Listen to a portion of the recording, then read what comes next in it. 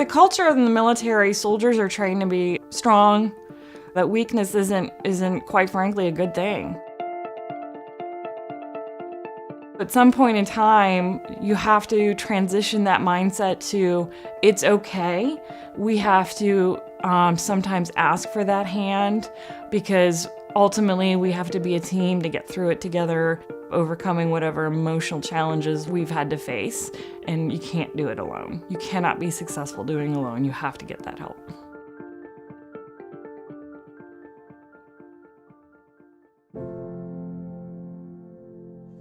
I did almost 2 back-to-back tours to Iraq as a company commander of 170 soldiers who drove 5,000-gallon fuel tankers all over northern Iraq, and that became pretty emotionally demanding. I lost 2 soldiers in a traffic accident on November 11th, 2005. I was the one to take the call. It was a very difficult call to take. We had to heal collectively, and it took a really long time before we were able to do that.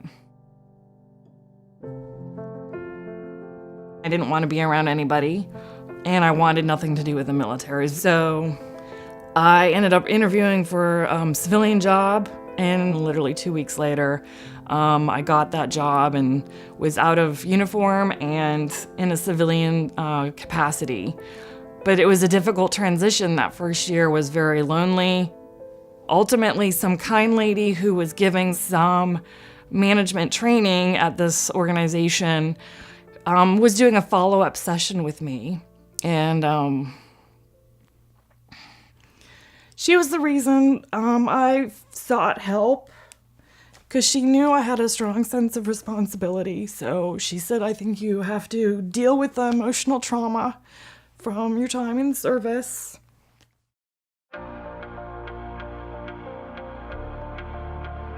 The veterans community is more and more looking to find things that help you heal, not just necessarily through conventional therapy sessions, but it also includes things around alternative therapies to help returning soldiers try and connect with the community and get through these times that are difficult through the transition period.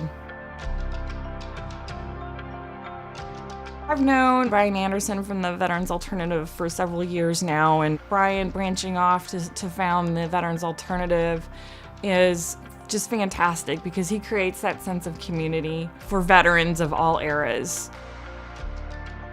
It's not necessarily sitting in a disclosure session of how tough it was, but it's more like, what can we do to help each other through it in a sense of camaraderie that maybe mimics that time in the military, but in a more therapeutic way.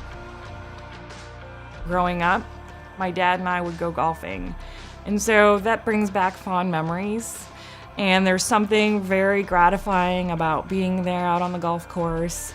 It helps you sort of screen out the rest of your world for just those 9 or 18 holes. And so that's where I see how it can have its own therapeutic components to anyone who takes it on as an activity.